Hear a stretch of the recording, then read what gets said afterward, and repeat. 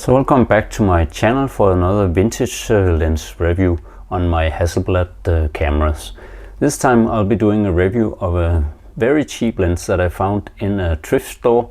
It's a Kenlock 35 to 70 mm zoom lens, and it's a very old lens and it shouldn't be good quality, but I think it actually performs pretty well on this awesome camera.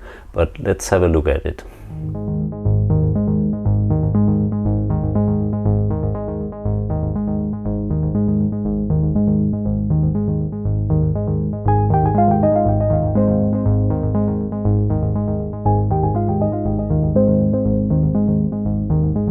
This lens has some weaknesses. If I zoom it all the way out to 35 mm, if it's set to infinity, it has a slight vignette. But if I focus closer, like on to 0.8 meters, which is the closest this lens can get, there's a serious vignette at 35 millimeters. I have to zoom in to around 45 or something like that to make the vignette disappear. But as I said, if it's focused to infinity, there's only a very slight vignette. And beyond that, up to 70 millimeters, there's almost no vignetting, neither at the infinity nor at the 0.8 meters. So that's pretty nice.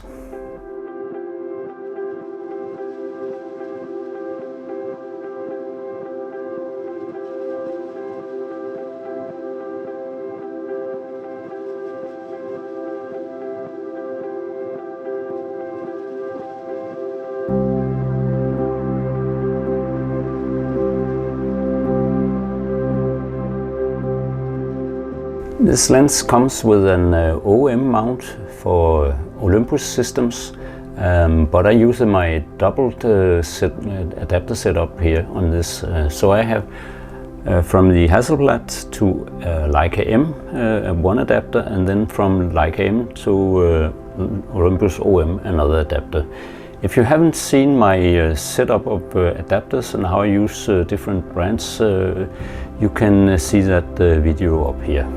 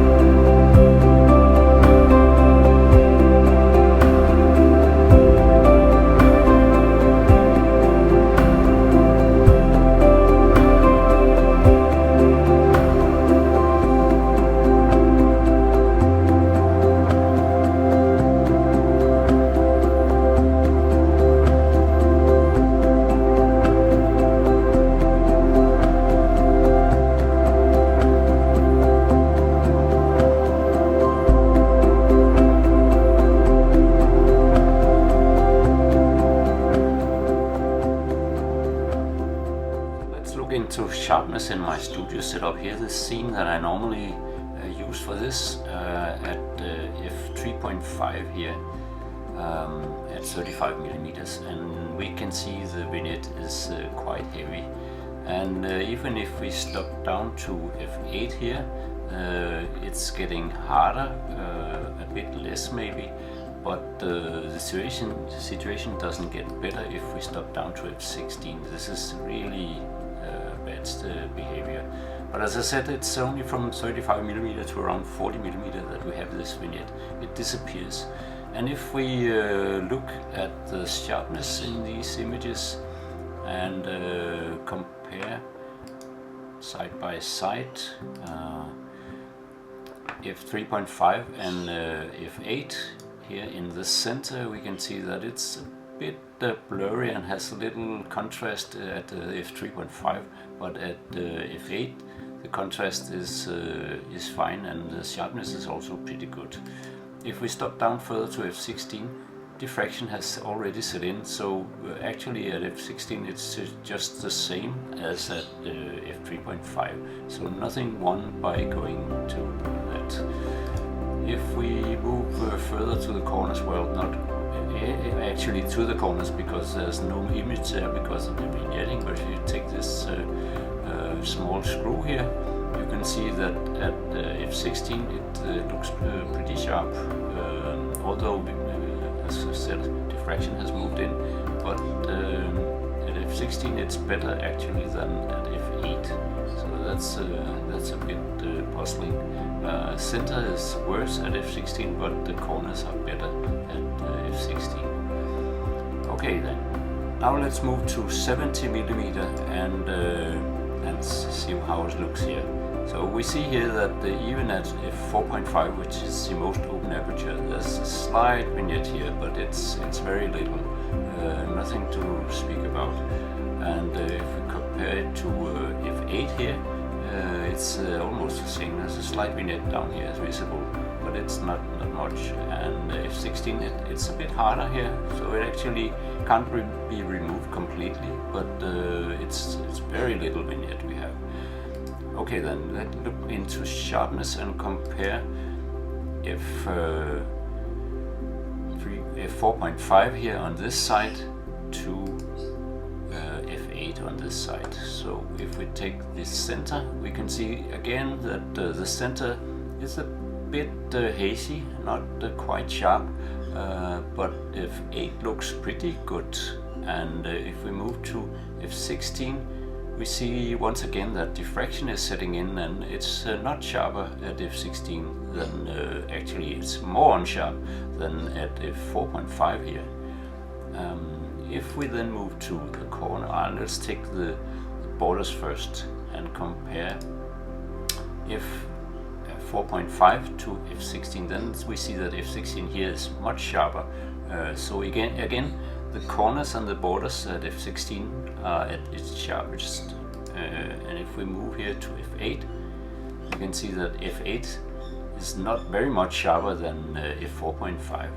And the same situation if we go to the corners. Let's look at these people here. It's me in my climbing outfit, and this is at 4.5, and here at f8 you can see that sharpness is only slightly better at f8, but if we move to f16, then it has increased quite a lot. So now we can actually see the separation between the rocks here in the background, which we couldn't, it's almost impossible at f4.5 and also at f8.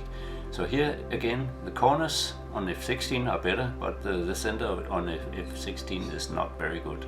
But overall sharpness, it's okay, let's say that. So what is my conclusion on this lens? Well, I find that the center is sharp when you stop down a bit, and it's sharp all the way to f11, but going beyond that doesn't help you. Diffraction is very visible here. But in natural scenes I didn't find this behavior. I find that I can use it even at wide open. I can get some nice bokeh and background separation with this lens if I use it wide open, and that's a good thing about it. And the colors from it is okay, or actually nice. It has very little vignetting if you're going beyond 40mm, and especially if you're not shooting very close up, you don't see any vignetting these focal lengths.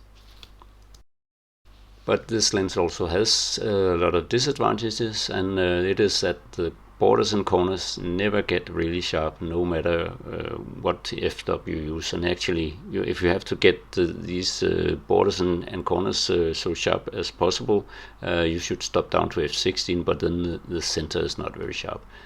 And then the vignette, of course, is very pronounced from 35 to 40 millimeters, especially if you are focusing very close, as we also saw in my studio setup.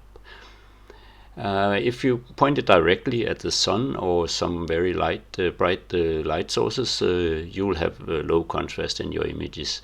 And also you will see chromatic aberration, at least if you use it wide open and until around 5.6, but then it disappears.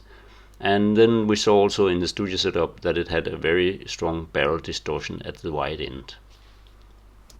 So I hope you liked my review of the Kenlock 35mm to 70mm zoom lens, very old lens on this Hasselblad system.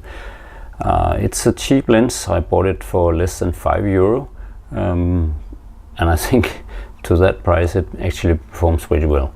But of course it's not the best lens in the world, but that's what the vintage lenses is all about. Maybe you can use them for creative use, and that's exactly what I'm going to do. If you like this review, please subscribe to my channel and also hit the like button. So thank you very much for this time, and bye for now.